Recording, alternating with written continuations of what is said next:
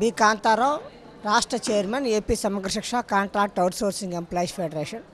ఈరోజు విజయవాడలో ఏపీ సమగ్ర శిక్ష కాంట్రాక్ట్ అవుట్సోర్సింగ్ ఎంప్లాయీస్ ఫెడరేషన్ 10 సంవత్సరాలు పూర్తయిన సందర్భంగా దశాబ్ద ఐక్యత భవిష్యత్తు పోరాట సభ పేరుతో రాష్ట్ర వ్యాప్తంగా నలుమూలల నుంచి ఉద్యోగులు పిలిచి ఒక బహిరంగ సభ నిర్వహిస్తున్నాం. ఈ సభ ద్వారా ప్రభుత్వానికి కొన్ని తీర్మానాలు చేయదలుచుకున్నాం. గత ప్రభుత్వంలో కొన్ని అగ్రిమెంట్స్ మనకు వచ్చాయి. ఆ అగ్రిమెంట్స్లో ఒకటి హెచ్ఆర్ పాలసీ మీద కమిటీ వేస్తామని, మినిమం టైం స్కేల్ ఇస్తామని, ఈపీఎఫ్ ఈఎస్ఐ లాంటి సౌకర్యాలు కల్పిస్తామని, ఇతర ఆర్థికేతర సమస్యలను కూడా పరిష్కరిస్తామని చెప్పి ప్రభుత్వంతో అగ్రిమెంట్ అయింది. మరి ఈ ప్రభుత్వం వచ్చి 16 నెలలు అవుతున్నా ఆ అగ్రిమెంట్ ఏమీ అమలు కాలేదు.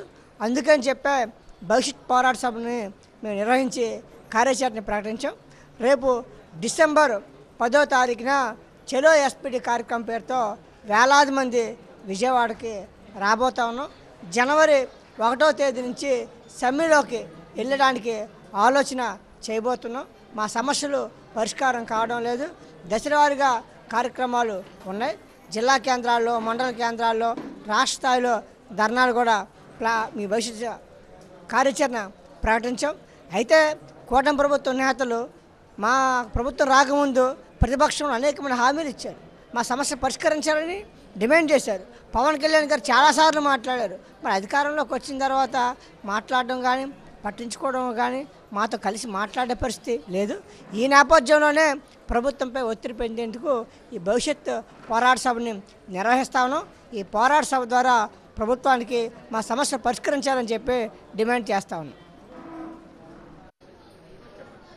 నా పేరు కే జాన్మోడి అండి, ఏపీ సమగ్ర శిక్ష రాష్ట్ర ఆర్గనైజింగ్ సెక్రటరీ. ఈరోజు విజయవాడలో దశాబ్ద ఐక్యత భవిష్యత్ పోరాట సభ నిర్వహించడం జరిగింది. రాష్ట్ర వ్యాప్తంగా రాష్ట్ర నలుమూల నుంచి అధిక సంఖ్యలో ఉద్యోగులు వచ్చి రాష్ట్ర వ్యాప్తంగా 25,000 పైచీలకు ఉద్యోగులు ఉన్నారండి. ఈ 25,000 మందికి ఏ ఒక్క హామీ నెరవేర్చిన దాఖలాలు లేవు. ఈ కూటమి ప్రభుత్వం 16 నెలలు గడుస్తుంది, ఇంకా నత్తనడకగా జరుగుతుంది.